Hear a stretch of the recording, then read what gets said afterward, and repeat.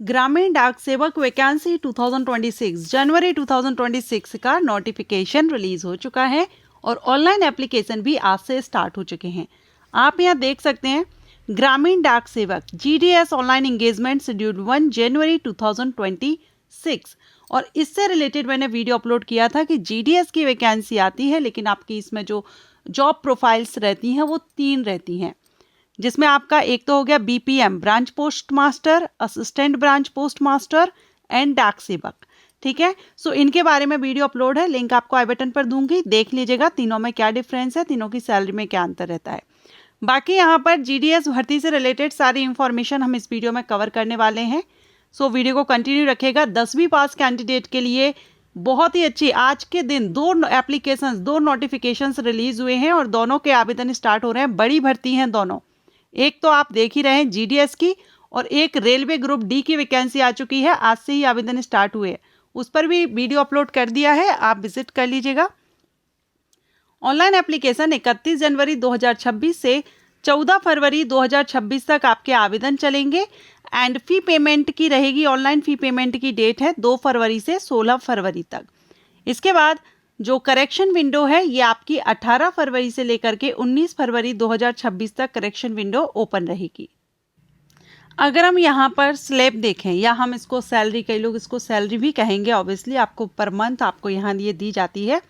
BPM है तो 12,000 से 29,380, ABPM या डाक सेवक हैं तो 10,000 से 24,470।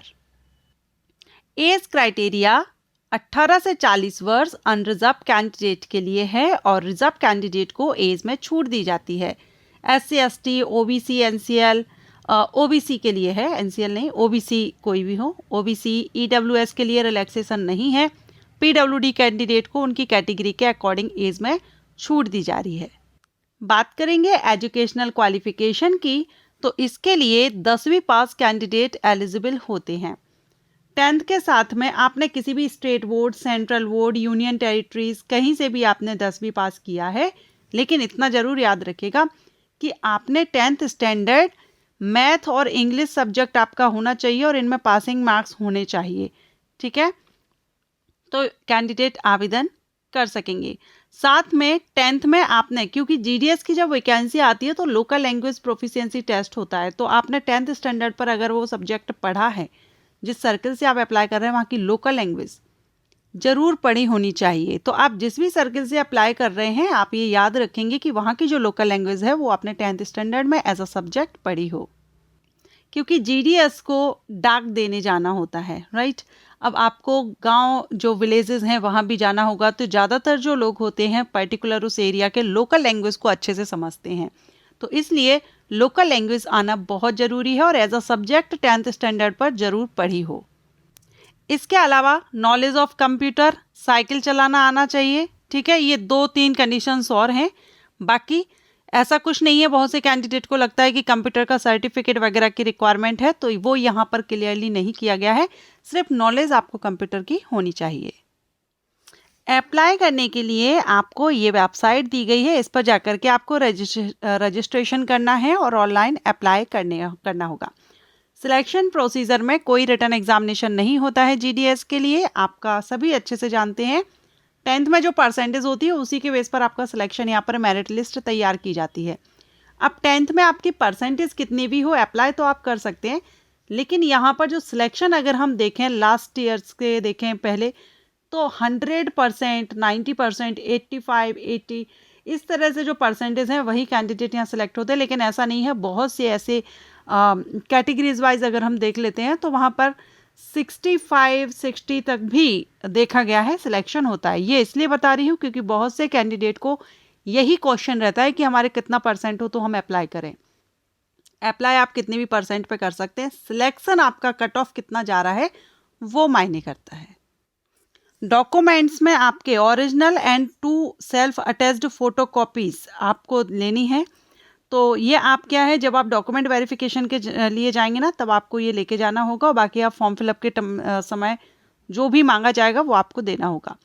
तो यहाँ पर आपकी मार्कशीट रहेगी, आइडेंटिटी प्रूफ रहेगा, कास्ट सर्टिफिकेट इनमें से कोई भी अगर आपके पास है, ट्रांसजेंडर सर्टिफिकेट और डेट ऑफ बर्थ प्रूफ। अब डेट बर्थ यानी बर्थ डेट जो सर्टिफिकेट होता है वो है तो वो लगा सकते हैं, अदरवाइज 10th की मार्कशीट भी हमारी बर्थ प्रूफ के रूप में चलती है।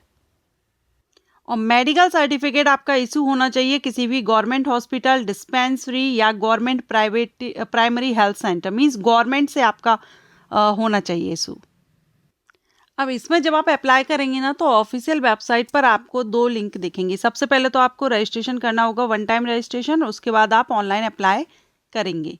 ठीक है, तो ये आपका सबसे पहले रजिस्ट्रेशन की जो डेट है वो भी आप याद रख लीजिएगा, या फिर अभी मैं आपको ऑफिशियल साइट पर बता दूंगी डेट क्या रहेगी दोनों की। बात करेंगे एप्लीकेशन फ़ीस की, तो 100 रुपीज़ एप्लीकेशन फ़ीस रहती है अनरिजर्व्ड मेल कैंडिडेट के लिए। अगर आप फीमेल कैंडिडेट हैं, SC ST या PWD कैंडिडेट हैं, ट्रांस वुमेन एप्लीकेंट्स हैं, तो आपके लिए एप्लीकेशन फ़ीस माफ़ रहेगी। ओके, सो चलिए हम इसकी ऑफिशियल साइट देख लेते हैं।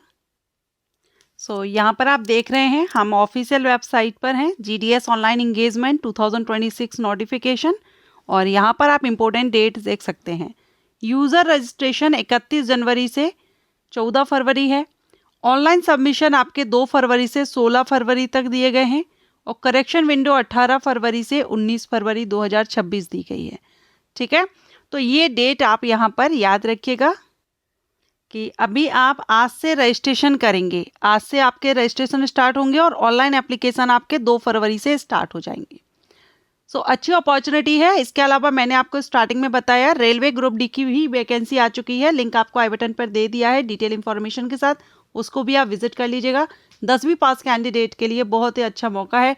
दोनों बड़ी भर्तियां हैं, दोनों में अप्लाई करना चाहें दोनों में कीजिए, किसी एक में करना चाहें किसी एक में कीजिए, अच्छी अपॉर्चुनिटी है।